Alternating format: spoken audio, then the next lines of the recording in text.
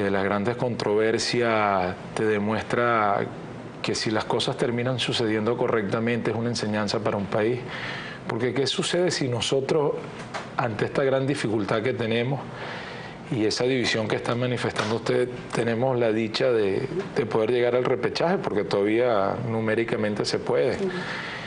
Dándose algunas combinaciones de resultados, nosotros podríamos estar. También sería una enseñanza de decir, bueno, jamás hay que rendir. Si nosotros estamos en esa tónica, no nos vamos a rendir, enfocarnos correctamente en lo que tenemos que hacerlo, esa es nuestra obligación. Y después analizar en el momento que haya que analizarlo. Nosotros planificamos en el momento que tuvimos que planificar, ejecutamos en el que tuvimos que ejecutar, ¿cuál cree usted de esta quizás ciclo de eliminatorias, la decisión que quizás no fue la más correcta? Nosotros tenemos una debilidad como país muy grande en cuanto al peso en el arbitraje. Hoy uno de los países o los dos países que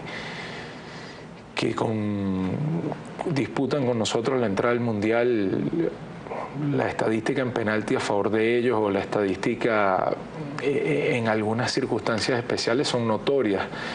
Eso no quiere decir que yo me estoy excusando en terceros, porque eso le iba a preguntar. ¿El error es de la casa de afuera o el que está afuera del arbitraje o es de la casa? Los entrenadores sabemos que no es solamente lo que sucede dentro de la cancha. Los entrenadores hoy son gerentes, son dirigentes, se tienen que ocupar en otras cosas que tal vez tradicionalmente no tenían nuestro fútbol, que es normal de cualquier circunstancia. Yo llego hoy a tu programa y debo hacer un análisis de cuáles son tus fortalezas, de cuáles pueden ser tus debilidades, de ver cómo ¿cuáles son las debilidades del equipo, de su equipo? No, nosotros teníamos un fútbol que era el 10º de Sudamérica, con los jugadores de menos desarrollo en distintas ligas del mundo. Trajimos una tesis de que había que clasificar primero en menores para después clasificar a mayores. Hemos clasificado a 5 mundiales menores.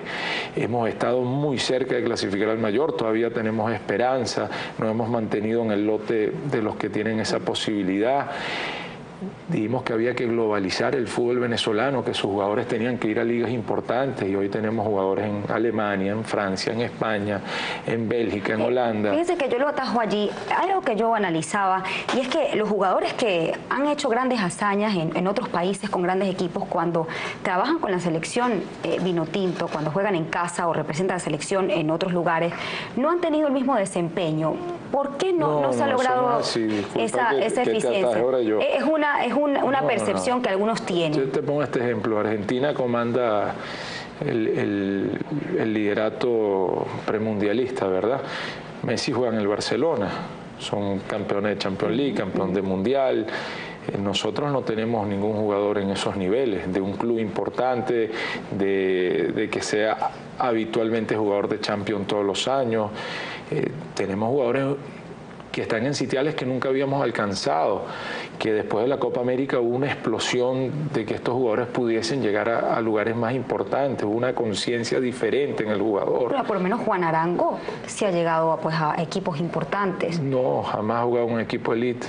Bueno, Juan jugó en el Mallorca, que no clasificó nunca una Copa Europea. Pero le ha dado goles al Mallorca, por ejemplo. Sí, está bien, pero cuando tú agarras los otros países, ves en Argentina, estás hablando de Messi, de Mascherano, del Kun Agüero, vas a Chile y hablas de Alexis Sánchez, y yo no estoy, ojo, con esto que estoy diciendo, que porque hable de Forlán, de Luis Suárez, no estoy quitándole mérito a nuestros jugadores.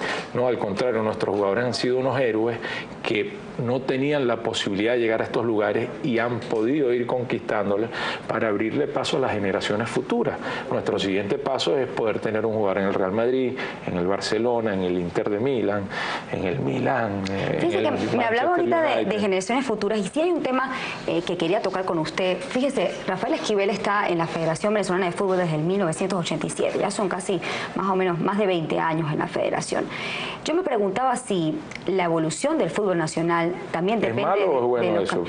Por la cara que me pone. Le quiero preguntar a usted, ¿la alternabilidad en el poder en esa área del deporte no ha llegado a la federación? Ha habido, siempre ha habido elecciones.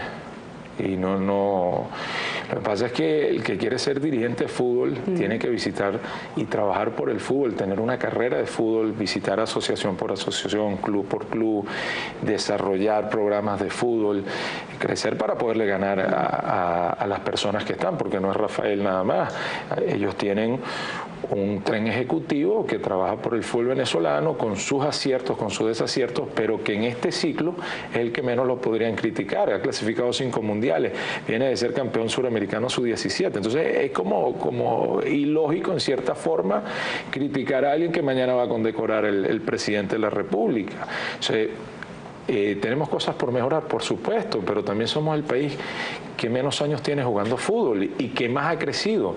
El técnico de la selección chilena antes del partido de Chile decía que Venezuela en sus últimos 10 años era el país del mundo que más había crecido en fútbol.